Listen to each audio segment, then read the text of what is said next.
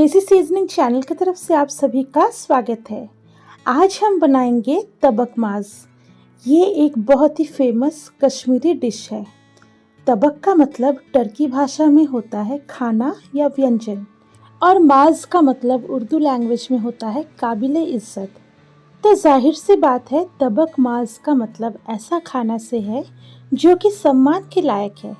इस रेसिपी में mutton chops को स्लो कुक किया जाता है, उसके बाद इसे पैन फ्राई किया जाता है, जिससे मटन ऊपर से क्रिस्पी और अंदर से बहुत ही जूसी होता है।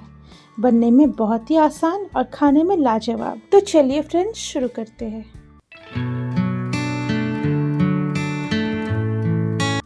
मैंने यहाँ पे फ्राइंग पैन में ½ किलो बकरे का पसली वाला पीस लिया है, यानी कि मटन चॉप्स। अब मैं इसमें डाल रही हूँ 1 ग्लास दूध। अब हम इसमें डालेंगे 1 टीस्पून सौंफ। गैस मैंने अभी बंद ही रखा है।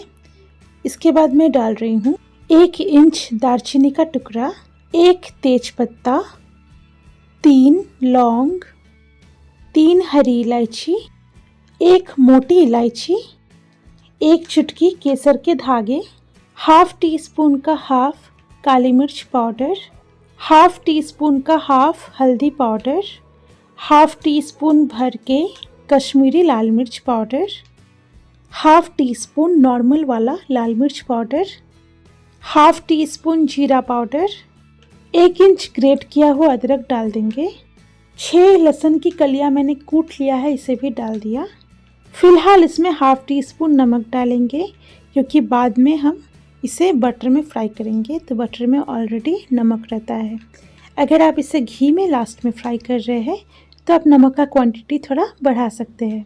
अच्छे से मिक्स कर लेंगे। अब हम फ्लेम ऑन करेंगे। इसके बाद पैन को कवर करके लो टू मीडियम फ्लेम में इसे हमें तब तक पकाना होगा जब तक मटन पूरी तरह से गल ना जाए।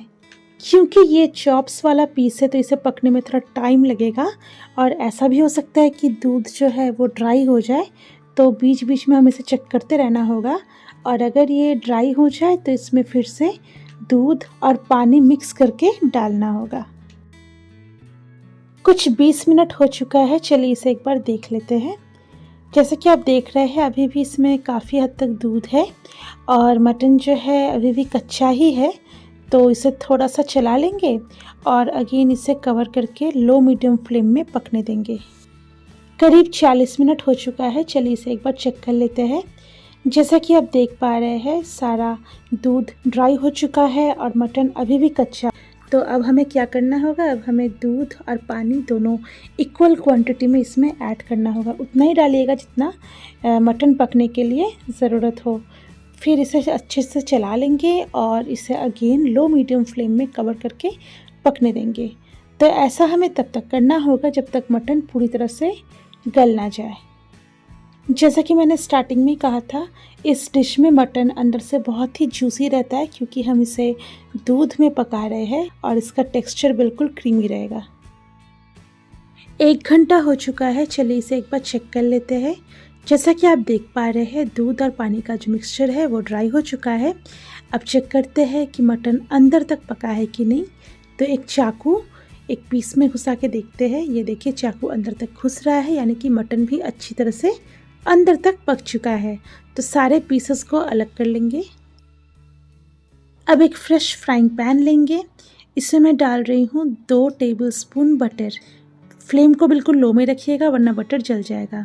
जैसे ये बटर गल जाए, एक एक करके सारे मटन पीसेस को इसमें डाल देंगे।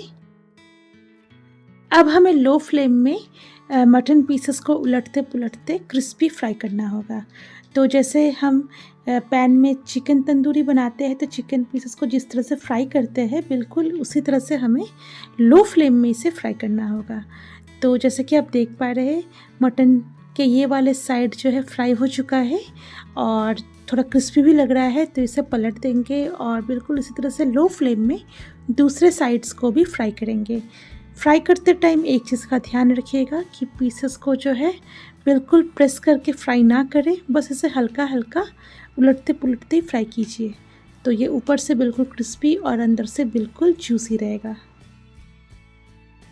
ये देखिए मटन पीसेस अच्छी तरह से फ्राई हो चुका है। ये सभी तरफ से क्रिस्पी लग रहा है। इसे फ्राई होने में 10 मिनट का टाइम लगा है। तो चलिए अब हम इसे सर्व करते हैं। तो फ्रेंड्स, ये रहा हमारा आज का कश्मीर का फेमस स्टार्टर तबक मास। आप इसे गर्मा गर्म एंजॉय करें। अगर आपको आज की मेरी ये रेसिपी अच्छी लगी है तो मेरे वीडियो को लाइक कीजिए, शेयर कीजिए। आपका जो भी सजेशन हो इस डिश के रिगार्डिंग आप हमें नीचे कमेंट कर सकते हो। और इसी तरह के नए नए रेसिपीज़ जानने के लिए हमारे चैनल को जल्द से जल्द सब्सक्राइब करें। तो चलिए बहुत जल्द मिलते हैं एक नई रेसिपी के साथ।